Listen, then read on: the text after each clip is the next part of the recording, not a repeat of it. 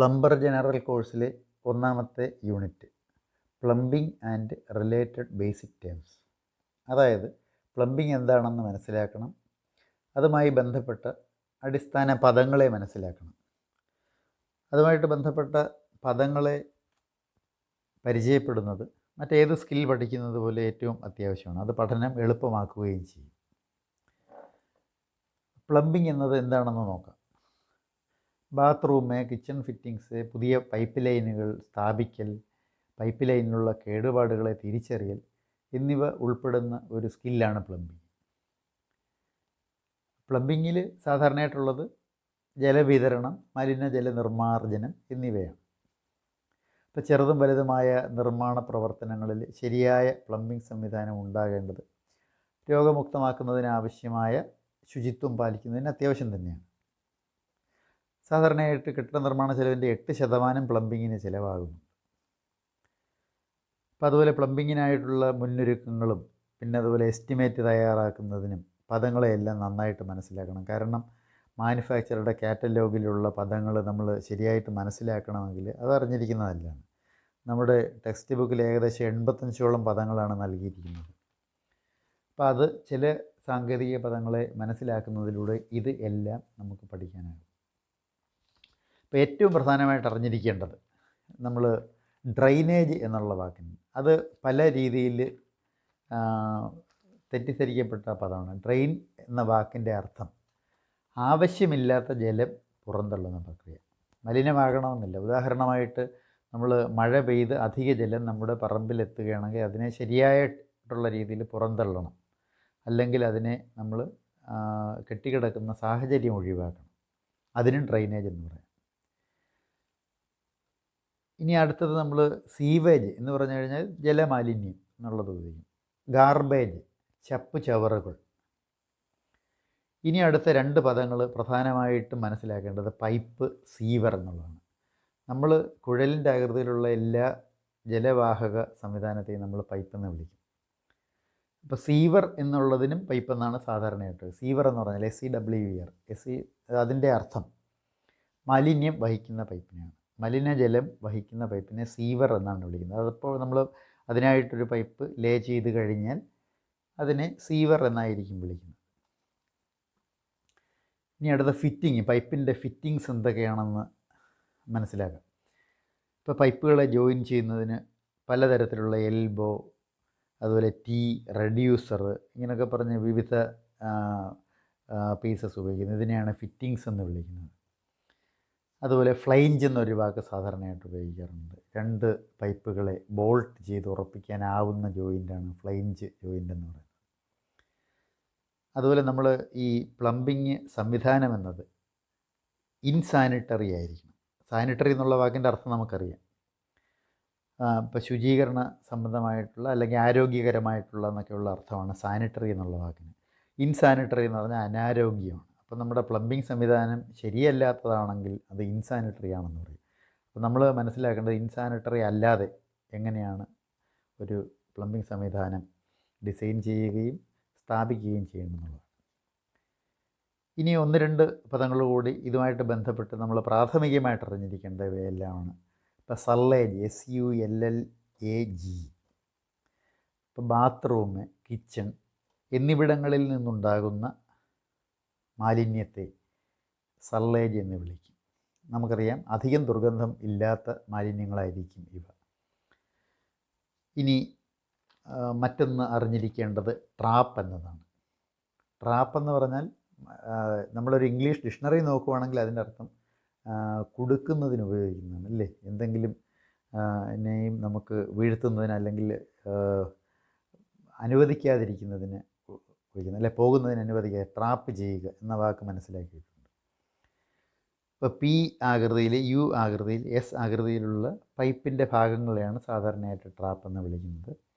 ഇത് സാധാരണയായിട്ട് നമ്മൾ ബാത്റൂമിലാണെങ്കിലും ടോയ്ലറ്റിലാണെങ്കിലും ഇപ്പോൾ U ആകൃതിയിലോ P ആകൃതിയിലോ S ആകൃതിയിലോ ഒക്കെയുള്ള വളവുകൾ കാണും പൈപ്പിന്. ഇതിൻ്റെ പ്രധാന ഉദ്ദേശം എന്ന് പറഞ്ഞാൽ വെള്ളം കെട്ടി നിർത്തുക. ഇപ്പം മാലിന്യം പാസ് ചെയ്ത പൈപ്പിൻ്റെ ഭാഗത്തു നിന്നും ദുർഗന്ധം തിരികെ വരാതിരിക്കുന്നതിന് വേണ്ടി ഉപയോഗിക്കാം. നമുക്ക് പറയാം prevent the back flow of foul air. ഫൗളായിട്ടുള്ള എയറിൻ്റെ അല്ലെങ്കിൽ ദുർഗന്ധപൂരിതമായിട്ടുള്ള വായു ബാക്ക് ഫ്ലോ ചെയ്ത് തിരികെ വരാതിരിക്കുന്നതിന് വേണ്ടി ഉപയോഗിക്കുന്ന സംവിധാനമാണ് ട്രാപ്പ് എന്ന് വിളിക്കുന്നത്.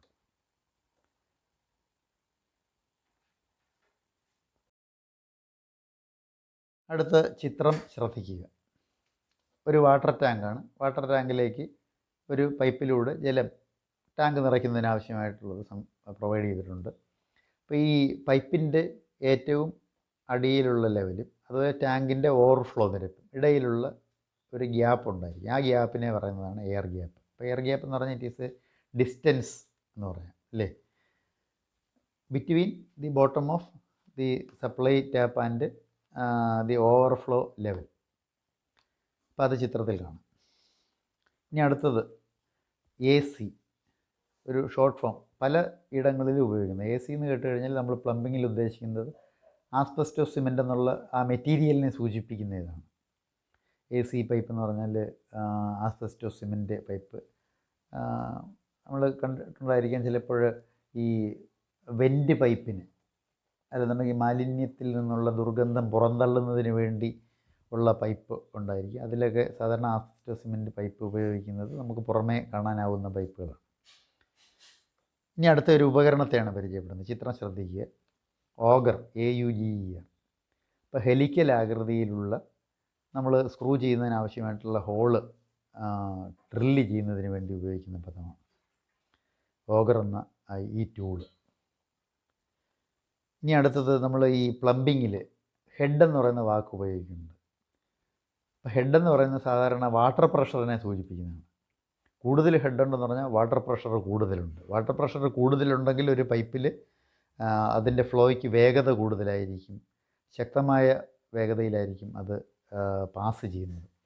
ഉദാഹരണമായിട്ട് ഓവർ ഹെഡ് ടാങ്ക്, സാധാരണ 3 മീറ്റർ ഉയരത്തിൽ നിർമ്മിച്ചിരിക്കുന്ന ഓവർ ഹെഡ് ടാങ്കിൽ ഉള്ള വാട്ടർ പ്രഷറിലും കൂടുതലായിരിക്കും ഒരു 6 മീറ്റർ ഉയരത്തിൽ സ്ഥാപിച്ചിരിക്കുന്ന വാട്ടർ പൈപ്പിൽ. അപ്പോൾ നമ്മൾ പറയുന്നത് കൂടുതൽ ഉയരത്തിലാണെങ്കിൽ അതിന് എന്തായാലും നമുക്കറിയാം അതിൻ്റെ പൊട്ടൻഷ്യൽ എനർജി കൂടുതലായിരിക്കും. പക്ഷേ നമ്മളിവിടെ ഉപയോഗിക്കുന്ന വാട്ടർ പ്രഷറിന് ഉപയോഗിക്കുന്ന പദം എന്ന് പറയുന്നത് ഹെഡ് എന്നുള്ള വാക്കാണ്. അപ്പോൾ ഹെഡ് കൂടുതലുണ്ട്, അതുകൊണ്ടാണ് എന്ന് പറയാം. അപ്പോൾ ഉയരം കൂടുമ്പോൾ ഹെഡ് കൂടുമെന്ന് മനസ്സിലാക്കുക. ഇനി അടുത്തത് നമുക്ക് സൈഫനേജ് എന്ന് പറയുന്ന ഒരു വാക്കിനെയാണ് മനസ്സിലാക്കുന്നത്. സാധാരണ നിങ്ങൾ പരീക്ഷണമായിട്ടൊക്കെ ചെയ്തിട്ടുള്ളതായിരിക്കും. സൈഫനേജ് എന്നത് നമ്മളൊരു പാത്രത്തിലെ ജലം ഒരു വളഞ്ഞ പൈപ്പിലൂടെ നമ്മളതിലെ എയറിനെ സക്ക് ചെയ്ത് കളഞ്ഞിട്ട് അതിനെ പുറന്തള്ളുന്നതിന് സാധിക്കും. പുറന്തള്ളുന്നതിന് സാധിക്കുമ്പോൾ നമ്മൾ ജലത്തിലേക്ക് ഒരു അഗ്രഭാഗം താഴ്ത്തിയിരിക്കും, ഒരു അഗ്രഭാഗം പുറമേ ആയിരിക്കും. അപ്പോൾ പുറമേയുള്ള പൈപ്പിൽ കൂടുതൽ വാട്ടർ കോളം ഉള്ള സമയത്ത് അതിൻ്റെ ഭാരം കൊണ്ട് ഈ ജലം പുറത്തേക്ക് വരും. ഇതിനെയാണ് സൈഫൺ പ്രിൻസിപ്പിൾ എന്ന് പറയുന്നത്. ഇപ്പം ഊർജ്ജതന്ത്രം അല്ലെങ്കിൽ ഫിസിക്സിൽ നിങ്ങൾക്ക് പഠിക്കേണ്ട ഒരു പദമാണ് ഈ സൈഫൺ പ്രിൻസിപ്പിൾ എന്ന് പറയുന്നത്. ഇനി അതുകൂടാതെ വാനിറ്റി എന്ന് പറയുന്ന പദത്തിനെ പറ്റി അറിയണം. സാധാരണയായിട്ട് ഇപ്പോൾ നമ്മൾ ഒരു പുതിയ ട്രെൻഡ് ബാത്റൂമിൽ സ്റ്റോറേജ് സ്പേസ് കൂടി നൽകുന്നു. ചില സാധനങ്ങൾ ബാത്റൂമിൽ നമ്മൾ ഉപയോഗിക്കുന്ന സാധനങ്ങളെല്ലാം സ്റ്റോർ ചെയ്ത് വെക്കുന്നതിനുള്ള കമ്പോർഡ്, അങ്ങനെയുള്ള സൗകര്യങ്ങൾക്ക് ചിത്രത്തിൽ കാണുക. അതിനടുത്ത ഒരു പദം മനസ്സിലാക്കുന്നത് കൊണ്ട് ഉദ്ദേശിച്ചു. അതിൻ്റെ ചിത്രം കാണാം, BIDET. അതൊരു പ്രത്യേക പ്ലംബിംഗ് ഫിക്സ്ചറാണ്. ഇപ്പോൾ ബാത്റൂമിൽ അല്ലെങ്കിൽ ടോയ്ലറ്റ് ഉപയോഗശേഷം ശരീരത്തിലെ മലിനഭാഗങ്ങൾ നന്നായി ശോഷിച്ചും ചെയ്യുന്നതിന് ഉപയോഗിക്കുന്നതാണ്. അപ്പോൾ അതൊരു പ്രത്യേകതരം ഫീച്ചറാണ്. ഇപ്പം വളരെയധികം മെയിൽ യൂസിന് വേണ്ടിയും ഫീമെയിൽ യൂസിന് വേണ്ടിയും പ്രത്യേകതരം ബിഡറ്റ്സ് നമുക്ക് മാർക്കറ്റിൽ ലഭ്യവുമാണ്. ഇനി അടുത്തൊരു പദം മനസ്സിലാക്കുക, സോയിൽ പൈപ്പ്. ഇപ്പോൾ സോയിൽ പൈപ്പ് എന്ന് പറഞ്ഞാൽ ഞാൻ നേരത്തെ പൈപ്പിൻ്റെ കാര്യം വിശദീകരിച്ചു, അതുകൂടാതെ സീവറിൻ്റെ കാര്യം വിശദീകരിച്ചു. ഇപ്പോൾ സോയിൽ പൈപ്പ് സോയിൽ എന്ന് പറയുന്ന വാക്കിൻ്റെ അർത്ഥം മണ്ണാണ്. പക്ഷേ നമ്മളിവിടെ സോയിൽ പൈപ്പ് എന്ന് ഉദ്ദേശിക്കുന്നത് ഇപ്പം വാട്ടർ ക്ലോസറ്റിൽ നിന്നുള്ള മാലിന്യം അത് പുറന്തള്ളുന്നതിന്, ആ വിസർജ്യങ്ങളെ പുറന്തള്ളുന്നതിന് ഉപയോഗിക്കുന്ന പൈപ്പിനെയാണ് നമ്മൾ സോയിൽ പൈപ്പ് എന്ന് വിളിക്കാറുള്ളത്. അടുത്ത ഒരു വാക്കാണ് BURR. അതിൻ്റെ ചിത്രം സ്ക്രീനിൽ കാണിച്ചിട്ടുണ്ട്. സാധാരണയായിട്ട് നമ്മളൊരു വർക്ക് പീസൊക്കെ എന്തെങ്കിലും ആവശ്യത്തിനായിട്ട് പ്ലംബിങ്ങിലോ ഒക്കെ ഉപയോഗിക്കുമ്പോൾ അതിനകത്ത് നീക്കം ചെയ്യപ്പെടാത്ത എന്തെങ്കിലും പ്രൊജക്ഷനോ ഉയർന്ന ഭാഗങ്ങളുണ്ടായിരിക്കും. അതിനെ നമുക്ക് നീക്കം ചെയ്യണം, ഫിനിഷ് ചെയ്യണം. അപ്പം അങ്ങനെയുള്ള ഭാഗത്തെ ബർ എന്ന് പറയുന്നു അല്ലേ. അതിൻ്റെ ബർ നീക്കം ചെയ്യേണ്ട ഒരു ഭാഗമാണ്. അടുത്തത് ഒരു വാക്ക് മനസ്സിലാക്കാൻ, സിസ്റ്റേൺ, CISTER. ടോയ്ലറ്റിൽ ഫ്ലഷ് ചെയ്യുന്നതിന് ആവശ്യമായിട്ടുള്ള ചെറിയ ടാങ്കിന് പറയുന്ന പേരാണ് സിസ്റ്റേൺ എന്ന് പറയുന്നത്. നമുക്ക് എല്ലാവരും കണ്ടിട്ടുള്ളതാണ്. ടോയ്ലറ്റിൽ യൂറോപ്യൻ ക്ലോസറ്റ് ആണെങ്കിലും അല്ലാത്ത ക്ലോസറ്റ് ആണെങ്കിലും ചെറിയൊരു ടാങ്ക് അതുമായിട്ട് ബന്ധപ്പെട്ട് വേണം. അതിൽ കീ ഓപ്പറേറ്റ് ചെയ്യുകയാണെന്നെങ്കിൽ നമുക്കറിയാം അതിലുള്ള ജലം പൂർണ്ണമായിട്ടും അത് ശൂന്യമാകുന്നത് വരെ ശക്തിയായിട്ട് പ്രവഹിപ്പിക്കുന്നതിന് സാധിക്കും. അപ്പം അത് ഞാൻ മുമ്പ് സൂചിപ്പിച്ച സൈഫനേജ് എന്ന വാക്കുമായിട്ട് ബന്ധപ്പെട്ട് ആ തത്വത്തിലാണ് അത് പ്രവർത്തിക്കാറുള്ളത്. അപ്പോൾ സിസ്റ്റേൺ എന്ന് പറയുന്നത് മനസ്സിലായി. ഫ്ലഷിംഗ് സിസ്റ്റേൺ എന്ന് ആണ് സാധാരണയായിട്ട് നമ്മൾ ഈ ടോയ്ലറ്റിൽ ഫ്ലഷ് ചെയ്യുന്നതിന് ഉപയോഗിച്ചിരിക്കുന്ന ഈ ടാങ്കിന് പറയാറുള്ള പേര്. ഇനി അതുപോലെ ക്ലീനിങ് ഐ അല്ലെങ്കിൽ അക്സസ് ചെയ്യുന്ന ഒരു ഉപയോഗമുണ്ട്. അത് ചിത്രത്തിൽ കാണാം. തടസ്സങ്ങൾ നീക്കി പൈപ്പ് വൃത്തിയാക്കുന്നതിന് ഉപയോഗിക്കുന്ന പ്ലഗുകളെയാണ് സാധാരണ ക്ലീനിങ് ഐ അല്ലെങ്കിൽ അക്സസ് ഐ എന്ന് വിളിക്കുന്നത്. ഇനി അടുത്ത കപ്ലർ എന്ന് പറയുന്ന വാക്കും സാധാരണയായിട്ട് പ്ലംബിങ്ങിൽ ഉപയോഗിക്കുന്ന ഒരു പദമാണ്. ഒരേ വ്യാസമോ വ്യത്യസ്ത വ്യാസമോ ഉള്ള രണ്ട് പൈപ്പുകളെ ജോയിൻ ചെയ്യുന്നതിന് ഉപയോഗിക്കുന്ന രണ്ട് പീസസിനെയാണ് നമ്മൾ ഈ കപ്ലേഴ്സ് എന്ന് വിളിക്കുന്നത്. അടുത്ത ഒരു പദമാണ് ഫോസറ്റ്, FAUCET. ടോയ്ലറ്റിൽ ശൗച ആവശ്യത്തിനായിട്ട് ഷവർ പോലെ ജലം സ്പ്രേ ചെയ്യാനാവുന്ന ഒരു ഫിറ്റിങ്ങാണ്. അതിപ്പം ഞാൻ പറയുന്ന കേട്ടപ്പോൾ തന്നെ നിങ്ങൾക്ക് മനസ്സിലാവും, ചിത്രത്തിലും കാണുന്നുണ്ട്. സാധാരണയായിട്ട് ഉപയോഗിക്കുന്നത് ഫോസറ്റ് എന്ന് പറയും. ഇനി അടുത്ത ഒരു പദം നമ്മുടെ പ്ലംബിങ്ങിൻ്റെ ടെക്സ്റ്റ് ബുക്കിൽ വിശദീകരിച്ചിരിക്കുന്നത് ഡ്വെല്ലിംഗ് എന്നുള്ളതാണ്.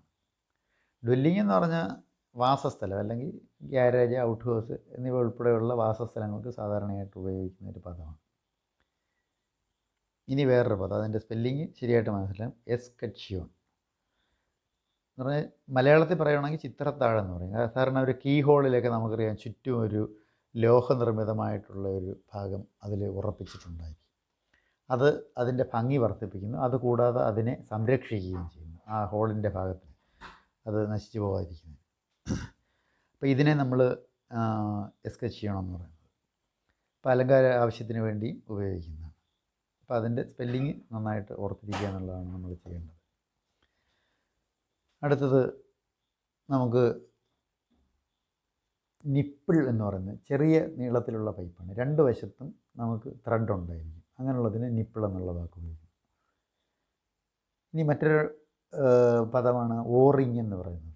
O-റിങ് എന്ന് എഴുതിയിട്ടുണ്ടായിരിക്കും. ചോർച്ച സംഭവിക്കാതിരിക്കാനായി പൈപ്പിൽ ഉപയോഗിക്കുന്നതാണ് സീല്. അത് വന്ന് മുട്ടി നിൽക്കുന്നത് കൊണ്ട് അതിൻ്റെ ജോയിൻസ് എന്തെങ്കിലും ഉണ്ടെങ്കിൽ അതുവഴി ജലം ലീക്ക് ആവാതിരിക്കുന്നതിന് സാധിക്കും.